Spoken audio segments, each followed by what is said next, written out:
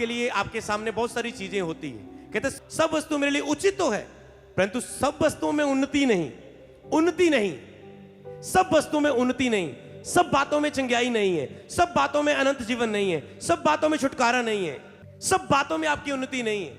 आपके लिए उत्तम हो सकती है। आज मैं एक चॉइस देता हूं आपके सामने, मैं 4 चीजें बोलूंगा, आप किसकी चॉइस करते। जितने नए लोग भी आए हैं ध्यान से सुने, और एक जल्दी से आपको डिसीजन लेना, लंबा नहीं सोचना।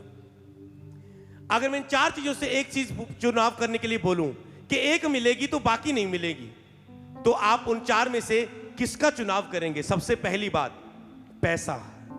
कि आप पैसे से घर भी ले सकते हो, पैसे से ऐश भी कर सकते हो, पैसे से कहते ना बहुत कुछ ले सकते हैं। शांति नहीं ले सकते, अच्छा परिवार नहीं ले सकते, प्यार करने वाले वफादार लोग नहीं ले सकते, पर बहुत कुछ ले सकते हैं। शांति नहीं ले सकते, ओके, पैसा।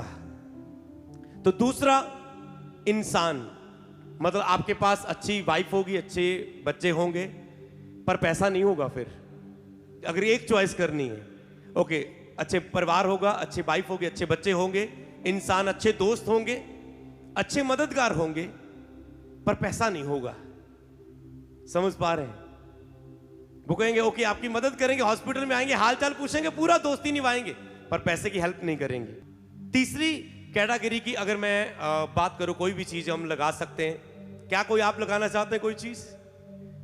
ओके, पैसा हो गया, इंसान हो गया। तीसरा मैं लगा देता हूं, शांति लगा देता हूं। कि आपकी लाइफ में शांति, ओके, शांति होगी, पर ना तो अच्छे लोग होंगे, ना तो पैसा होगा, बस वैसे ही आराम सुख सहर है, बस उतने मन खुश है, वैसे भी है। 1-2 चीजें और लगा दो। तो मान लो आप इनमें से किन चीजों को चुनेंगे? 3 लगाया पाया फिलहाल मैं, ओके, किस चीज को चुनेंगे? मन में सोचो। ओके, कोई सेकंड चुन रहा है, कोई और, ठीक है। अब मैं इन चीजों में और बहुत सारी चीजें जो आप लगा सकते हो, समय, क्योंकि पैसे में बहुत कुछ आ जाता है, घर मकान सब कुछ आ जाता है, परिवार में, इंसान में बहुत कुछ आ जाता है, शांति में बहुत सारी चीजें आ सकती है, ज्यादा ना बढ़ने। तो अगर मैं इसमें और चीज चौथी लगा दूं कि सब में से एक चीज मिलेगी और चौथी चीज होगी परमेश्वर, तो आप इन सब में से किसको चुनेंगे? सच्चा परमेश्वर। किसको चुनेंगे? ऊंची आवाज से आपने, ओके, सबने परमेश्वर चुना। ओके, क्यों परमेश्वर को चुना? इन चीजों के मुताबिक अगर क्यों परमेश्वर को चुना?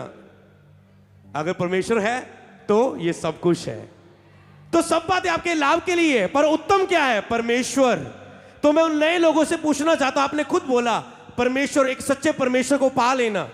मैं वो नहीं कह रहा हूं कि जो आप कुछ भी करते आए हैं भक्ति में, हो सकता है बहुत भक्तियां, आप भक्ति का जीवन जी रहे होंगे, पर आप पाप में होंगे, नशे में होंगे। बाइबल में लिखा है जो व्यक्ति परमेश्वर से है वह पाप नहीं करता, उसके अंदर पाप नहीं होता।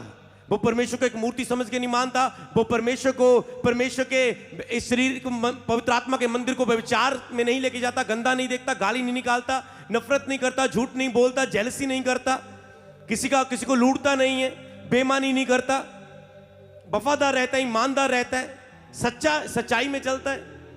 पर अगर आप में ये गुण नहीं है, आप पाप में जी रहे हैं, तो इसका मतलब आपने परमेश्वर नहीं पाया। तो परमेश्वर को पाना आपके लिए, इसलिए सब बातें आपके लाभ की है, पर सब में आपकी उन्नति नहीं है। उन्नति किसमें? परमेश्वर में। हालेलुया। कि आप उस परमेश्वर को अपने जीवन में पाएं और उस परमेश्वर को प्राप्त करें। हालेलुया। तो जैसे ही आपने परमेश्वर के चुनाव को अपने जीवन में चुना कि हाँ मुझे परमेश्वर चाहिए, हाँ मुझे केवल परमेश्वर चाहिए और परमेश्वर की हजूरी चाहिए, मुझे परमेश्वर का आत्मा चाहिए, परमेश्वर का साथ चाहिए। हालेलुया। तो आज से आपका सबसे पहला फोकस क्या होगा? आज से आपका सबसे पहला फोकस ये होगा कि मुझे सच्चे परमेश्वर की खोज करनी है।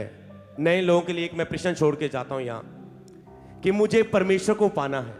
तो आप सब चीजों में पाने में लगे हुए हैं। आपने कह तो दिया परमेश्वर सबसे उत्तम है, परमेश्वर सबसे उत्तम। अब आप अपने आप से दूसरा सवाल करें, तो क्या आप सबसे ज्यादा परमेश्वर को खोज रहे हैं?